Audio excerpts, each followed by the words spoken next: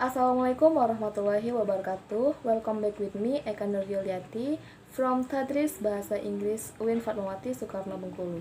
And then today I want to tell you about method of teaching speaking and method of teaching writing. Okay, firstly is speaking. Speaking is the process of building and sharing meaning through the use of verbal and non-verbal symbols in a variety of contexts. This is the opinion from Chaney 1998. Speaking is a crucial part of second language learning and teaching. So, what is teaching speaking? What is meant by teaching speaking is to teach ESL learners to 1. Produce the English speech sounds and sound patterns, 2. Use word and sentence stress, intonation patterns and the rhythm of the second language, 3. Select appropriate words and sentence according to the proper social setting, audience, situation, and subject matters. 4. Organize their thoughts in a meaningful and logical sequence. And 5. Use language as a means of expressing values and judgment. There are several methods that can be used to practice speaking skills. 1. Discussion. After a content-based lesson, a discussion can be held for various reasons. The student may aim to arrive at a conclusion, share ideas about an event, or find solutions in their discussion groups. Before the discussion, it is essential that the purpose of the discussion activity is set by the teacher. In the way, the discussion points are relevant to this purpose, so that students do not spend their time chatting with each other about irrelevant things. 2. Method of role play. One other way of getting students to speak is role playing. Students pretend they are in various social contexts and have a variety of social roles. In role play activities, the teacher gives information to the learners such as who they are and what they think or feel. 3. Storytelling. Students can briefly summarize a tale of or story they heard from somebody beforehand, or they may create their own stories to tell their classmates. Storytelling fosters critical thinking. It also helps students express ideas in the format of beginning, development, and ending, including the characters and setting a story has to have. Number 4. Interview. Students can conduct interviews on selected topics with various people.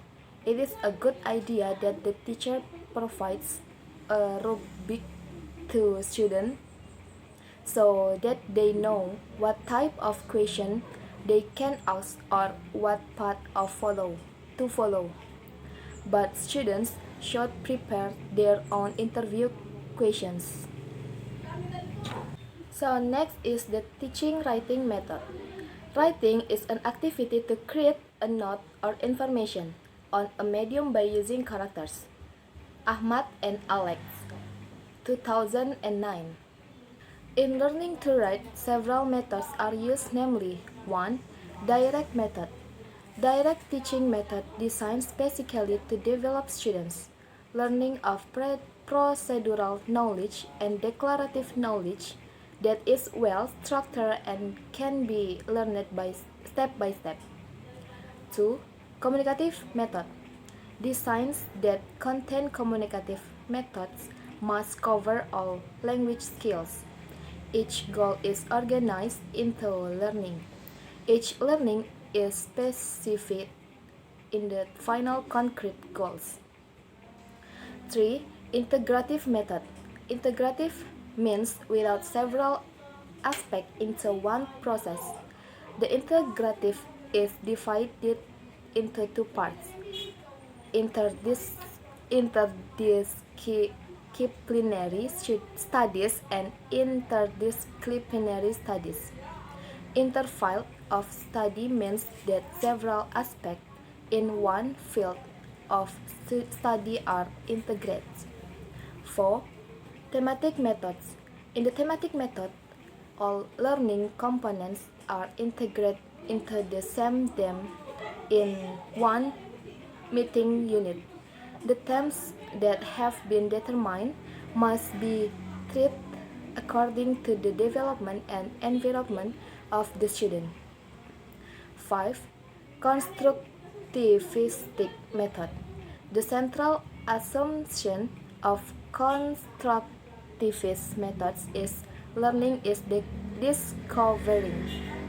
That is, even though the teacher conveys something to students, they carry out mental process of brain work on the information so that the information enters their understanding. 6. Contextual method.